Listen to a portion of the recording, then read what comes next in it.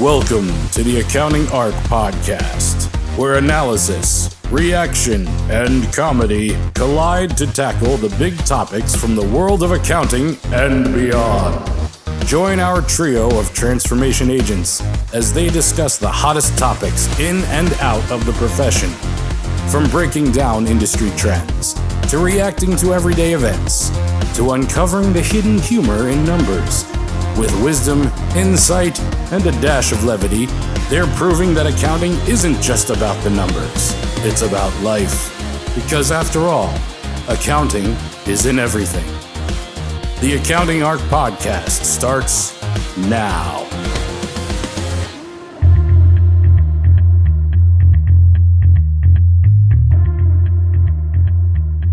Good morning, afternoon, evening. I have no idea what time of day it is because I am extremely jet lagged. And welcome back to an episode of ARC. Today, Donny and I are going to unpack what it's like to work through tired and some coping mechanisms we have, or what it looks like when we're trying to be productive and are also exhausted. So, good morning. I think it's still morning. Donny, how are you? Good morning. And as we started off with this, I'm tired. And a lot of people are automatically going to go, well, you probably worked a lot. And in our prep for this, we both identified we're actually tired for fun reasons. For me, my girlfriend was visiting for 2 weekends in a row, and then I had a colleague slash friend that was here for another weekend. And then the past weekend was some pride, and then we went to the beach. So it was basically like nonstop go weekends versus normally I reserve one day every weekend to just kind of do nothing and decompress and rest. And I didn't get that for 4 weekends in a row now. So that's why I'm tired. Yeah, I totally get that. So I'm tired because I got off a plane late last night from London, and it was delayed. It was a long flight. I didn't sleep well. I'm super jet lagged. I had my son come in to bed with us at like 4 o'clock this morning, being like, "Is it morning now?" Because he's on London time, which is 8 hours later than we are here. And so also a fun reason, I was there for almost 2 weeks and I did a lot of work while I was there, but also had a lot of fun and was able to, get to a lot of museums and do cool stuff. So, I think one of the things you said was really important. If you are the type of person, and I am a very introverted extrovert, I think is the right way to say it, where I get a lot of energy from small groups of people, but I also need time to regroup by myself. So I do try also to reserve at least one day with like no plans, where if I feel like it, I can just sit with a book and a cup of coffee and not talk to anybody. Yes. And that helps a lot with like working through tired. But if that doesn't work, like what are some of your other coping strategies? Well, for me recently, it's been gardening, which I've also not been able to do as much with people around. So been playing tour guide and host a bit, but I've actually found gardening to be very both meditative because I'm there, I'm spending time looking at very fine details on the plants, where I'm pruning, whether it's growing or not growing. And so there's a lot of both attention to detail, which becomes very meditative for me, as well as just this whole caring for something else that just happens to not be another creature, but a plant instead. And part of it also this weekend, it was kind of as a proud plant dad. I was like showing pictures. Actually, just yesterday, I was showing pictures to one of my clients whose mom also does a lot of gardening. And so we were talking through some stuff, and I was saying, yeah, look at this plant. And I had the picture where the plant was kind of half bare on the bottom, and now it actually has all these little shoots coming up with the new leaves that are coming out. And she was like, oh my gosh, that looks great. I realized now I'm like, oh, I guess that's the cool of people showing their kids to people sometimes. Yeah, totally. I actually also love gardening, although I travel so much that it gets difficult. And so I have a little arrow garden, which is a fun way to start from seed to grow. So I grow a lot of herbs in there and then I'll plant them. And I was very proud of the fact that none of my herbs died while I was in London. Ooh. So that was great. I came home and checked on my dill that I planted in the backyard last night, really late with my little flashlight, and it's still alive. So we're doing well. we're Isn't doing it very funny that well. you do stuff like that? Because that's mine Mhm. too. Sometimes it's like I'll come home late. I still gotta go check the Yeah, garden. well, I feel like I have not been here to check on them and water them. And so, I spent time last night watering all of the plants so that they didn't, you know, I guess have an extra day of no water when it was gone. Although I do get those like glass bulb things where I put water in them so they get some water while I'm gone. It's just, I know it's not enough for them. So that's hard. But I do think that's a great coping is to like just do something you're passionate about that's totally different, right? And that brings energy. A lot of times when I'm tired, which is like, this seems like totally backwards logic, but this helps me. Like this morning, I went for a little bike ride and it helped a lot. And it's like, not you don't have to do a difficult workout. You don't have to be like, I'm gonna go run 5 miles or lift 200 pounds or like do anything crazy, like, but just something you enjoy that gets you moving.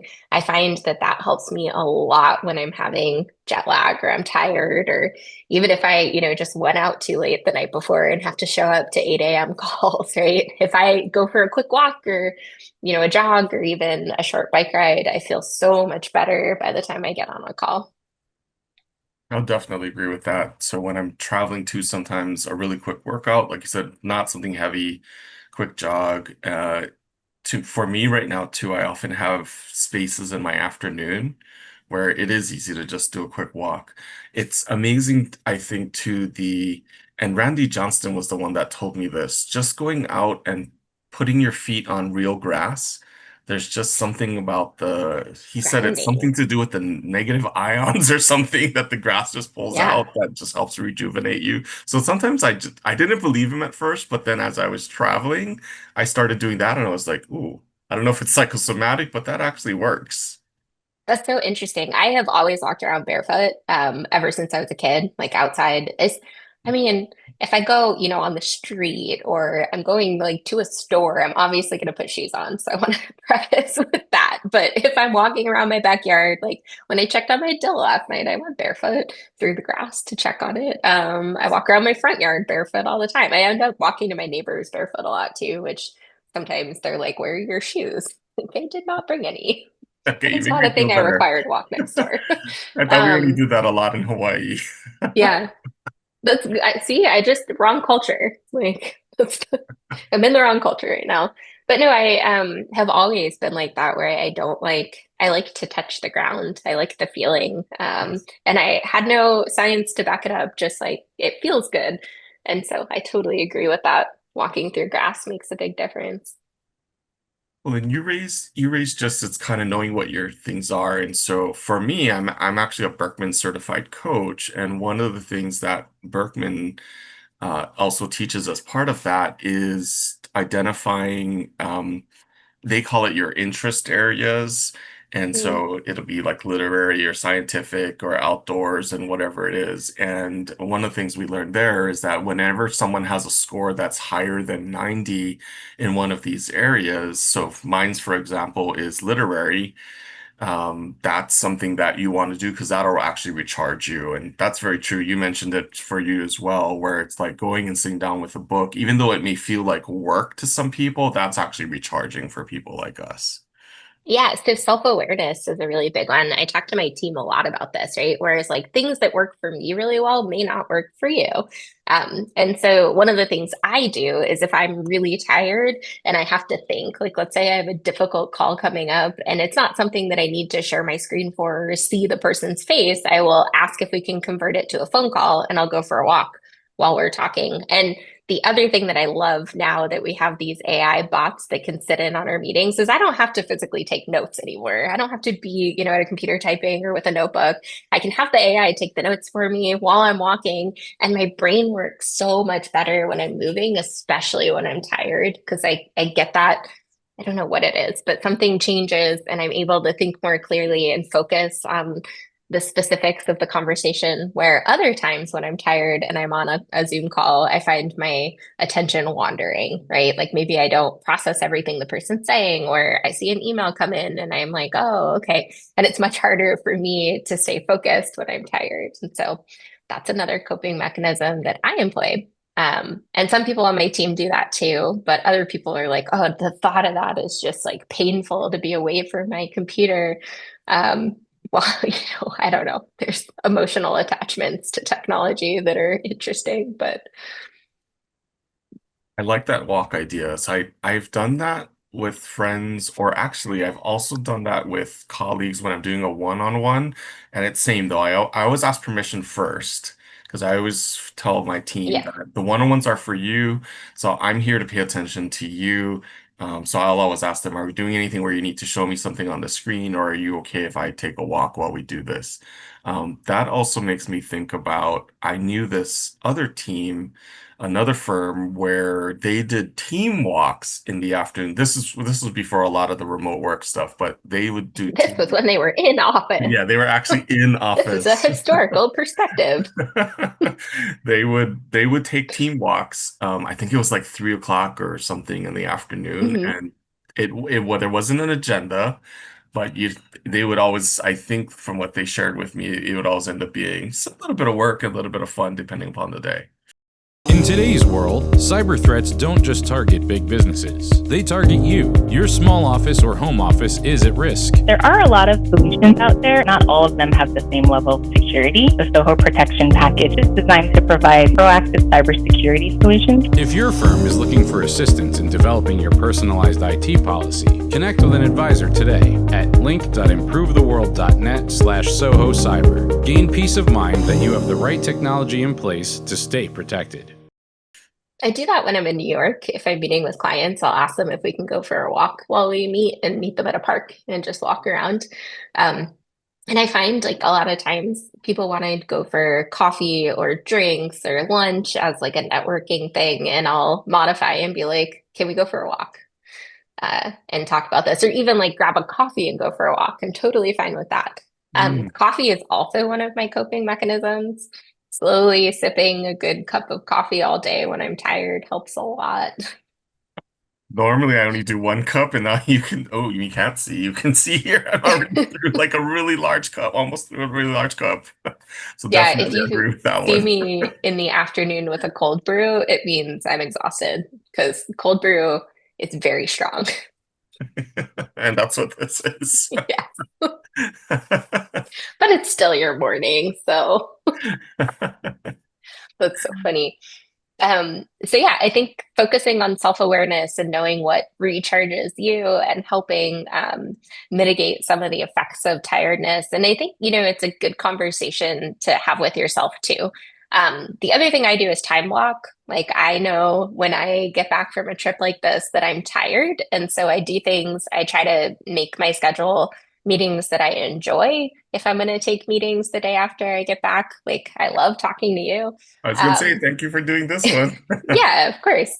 And then, things that are not as academically challenging, right? Like I am not going to block a 4-hour time frame today for some detailed like technical work. I know that I'm not going to be at my best to do that. It's probably going to be a tomorrow or a Friday thing. Um, but I say, focus on understanding your needs, what you're good at in those moments and what you're not good at. The other thing I won't do today is like, I will not have a conversation with somebody about performance issues or a difficult conversation on that front because there is no way I will show up my best. And I feel like when you are showing up to difficult conversations, you should absolutely be respectful enough to show up at your best. It's a great tip. I need to apply that more in really looking forward, not so much just at the trip, because I often will reschedule everything on the trip, but looking right after the trip to see, okay, what can I actually move and get some of these heavier things off. That's a great one. That is a time management skill that I learned mostly because I'm extremely ADHD. And I realized that there are certain times of day, there are certain times of like year, there are certain days I'm better, like becoming extremely self-aware about my best working and when that is has made me think about stuff like, okay, so if I need to do this extremely technical work, I'm probably going to not take meetings after 2 p.m. and I'm going to focus from 2 until whenever to get it done because I am terrible at time, like horrible at time. If I get hyper focused on something, 10 hours could go by and I don't know. right? I also know that right after lunch, so like if I'm scheduling something right around like 1 p.m., I'm a little tired because I'm digesting. So I'm gonna try and focus after 2 p.m., generally when my like brain comes back around, and I'm an afternoon person. Like I am not a morning person whatsoever. I'm an afternoon person. I'm a night owl by nature. Like sometimes I, take a break and at 10 p.m. my brain lights up and I'm like, oh, okay, I gotta go get this project done because like I am so in the zone right now, right? And I also know some people wake up at 4 a.m. all the time and they're, 4 a.m. to 12 p.m. They're hyper focused, hyper productive. And then afternoon, they're done. Like you can't have a conversation with them. My business partner is a lot like that. So I try to schedule all of our difficult conversations at like 11 a.m. because it's like, just the end of her really good moments. And like I'm just starting to be awake enough to have these conversations and balance that. But I can say that it takes a lot of self-work to figure out like what is that? What does that look like for you? And how do you arrange your calendar around that? And I think we got to emphasize too, to remember that what works for you isn't necessarily what works for your team. So I made that mistake kind of early on where I was like, well, why are you scheduling stuff during this time? Assuming that they were like me. And then one of the women actually pushed back one time and she said, well, but that's when I'm at my best. I'm like, oh, Mhm. okay, well then let's do that. But I had to Yeah. I have to remember just because that's good for me doesn't mean that's good. Everyone has to figure it out on their own and communicate it to each other so that, like you just mentioned, you understand and you can work with whoever you need to work with. Yeah, totally. And if you know that you're planning a Thursday night concert and you have Friday to work, like make sure that you're getting all your real work done before Thursday. And Friday is like, if you get stuff done, great. That's a wonderful thing, right? And you're not scheduling difficult conversations with your superior or your subordinate, and you're time blocking for the things that have to get done, and not focusing on too much detail. But I think that it's really important to plan ahead, right? And that's the thing most people fail at is like, and there are times you can't plan for tired, right? Like there are moments where you just don't sleep well and you wake up and it's like, okay. But knowing what to do from there is really important as well. And knowing that, like, okay, I can reschedule this call because it's, not something that's due for 2 months and that's totally fine. Or, okay, I've got to get through this. So let me go get my like cup of coffee. Let me go for my walk right before it. I can do this, like power through that 1 hour of super hyper productive or whatever call it is. And then go back to your tired haze of just responding to emails mostly effectively. Love it. Let me flip it a little bit too. So some people may listen to this and go, well, that sounds like you're just driving yourself to be more tired because you're trying to do all this stuff and you're trying to get all this work done and you're trying to get this work done around a lot of what you're doing. How would you respond to someone that's listening to us and saying that? I think I'm too tired to respond to that. I don't even know. What would you respond to that? Well, I was thinking our main point is it's not choosing work over, let's say, life, since we all talk about work-life balance. And actually, even as I say work-life balance, it really is back to this whole concept of work-life integration. It's really making both work together in a sense, and not so much balancing them, but correctly integrating them so that you're taking the considerations for what works best for you, whether it's something for work or whether it's something for life or outside of work that you're then accommodating other things in work, but you're figuring out where can you optimize so that you're always at your best or your most present.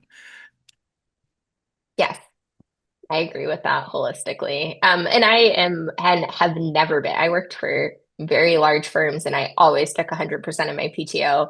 I never said no to a concert, even if it was busy season. I never said no to going out. I did not sleep for a lot of years. I will be very honest about that. And that was probably not the best thing in retrospect, but I had a lot of fun. And also like got to travel the world. I've been to at this point like 56 countries, I think. And a lot of that is because I just refused to compromise on the things that made me happy. And travel is one of those things that makes me happy. And life has gotten a lot easier since I started my own firm and built a remote team where I can work from anywhere. Like London last week was great. Like the only difference my team knew was that in their afternoons I was going to be asleep. Like, and to be frank, like I think I covered mostly West Coast time zone. Like I started work at like 5 and worked until midnight almost every night. And that was great for me because again, I'm an afternoon person. So my train of thought is very weird today because I am tired. But I think my point is you should always say yes and like figure out the ways to do the things. But at the same time, like maintaining that hyper productivity is really important, especially if you're like a high performer like me. Like if I do something, if I commit to do something, I will not do it half-assed. I will not do it at all if I feel like I can only half-ass it, right? There is no there like B is not a grade for me. I will get an A or I will get like something that's off the chart. I will not perform at a C or B level. That is just not acceptable. And I've always been like that. And I have a lot of anxiety around it. And I like review reports way too many times. Like if I have work, like it's always formatted beautifully. Like I cannot half-ass things. Like I am not capable of this. And I bring that up to say, like, when you're thinking about like how do you perform and still maintain life? And like it's not about saying no. It's not about like going to bed early every single night, which, is of course great for your health and other things, maybe not your mental health, but physical health. It's about figuring out like how you can be creative in your time management, how you can use like other coping mechanisms and other skills, how you can figure out how to like stimulate your brain at the right time, and show up when you need to show up and do it all. It's not about not doing it or skipping or saying no, I'm not going to meet my best friends from high school for dinner because I have this big deadline on Friday and they're meeting on Tuesday. And no, it's about finishing that stupid project Tuesday at noon and time managing yourself so you do that, so when you go to dinner you're not stressed, and then you have Wednesday and Thursday to review it and hand it in. It's about knowing that walking on the grass gives you energy and brings you like more than sitting at a desk does. It's about, asking for people's permission to be flexible with your time. And it's about communicating your needs, or even if it's really difficult, finding a time to sit down with a book, or if that's not your thing, like listening to live music, or, whatever it is that brings you joy and recharges you in a different way. It's about integrating all of it. That was a great summary. I was starting to pick out some of the key points in there. So my attempt at that is really going to be, part of it is, biggest one is probably self-awareness. Know yourself, when you work your best, optimize your schedule on that. Second thing I'd put into there is really, it's about planning. Planning your days, not putting artificial constraints on yourself, like I only have to work between 9 to 5 or whatever it might be. And also looking ahead at what's coming up. How do I optimize my schedule for when I'm at my best, or if I want to accommodate something to get it done before you actually have to do that big thing. I would also look at that as, hey, the reward is finish that thing early or at like noon, like you said, and that night go and party and reward yourself. And then the last thing I would throw into that again is this coming back to that self-awareness. And also, actually, the real last one is communicate, because that's also our firm is a virtual firm. Our whole thing is you communicate when you're available or not available. And also, if you're tired, go and take a nap. If you can, just communicate to others, I'm not going to be available. Right. And also know if naps work for you. Like for me, if I went and took a nap in the middle of the day when I'm tired, I am just going to be more tired. That does not make anything better for me in any way, shape, or form. And I know that about myself. But on the flip side, I know a ton of people who like all they need is like 20 minutes of dark and quiet and cold. And then they come back revitalized and excited. And, for me, that 20 minutes is better spent going on a walk or a bicycle ride, or even just like doing snow angels in the grass or something. Like nature. So re-emphasizing that whole self-awareness. Absolutely. So thank you for having this conversation with me. I am going to take some of your tips to heart as well today and hope I get through my jet lag before anyone notices. And likewise for my part. We hope help some of you out there with some tips as you start to get ready, especially as you start to get ready for the next busy season. And figure these things out early and apply it during busy season. Take care, everyone. Bye. Bye.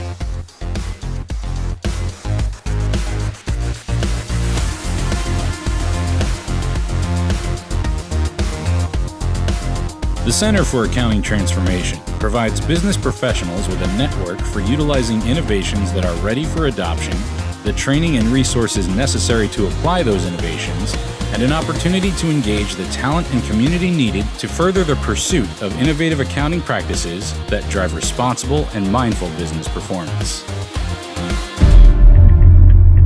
Find out more at our website, www.improvetheworld.net. And if you're interested in sharing your own transformation stories, please contact us there.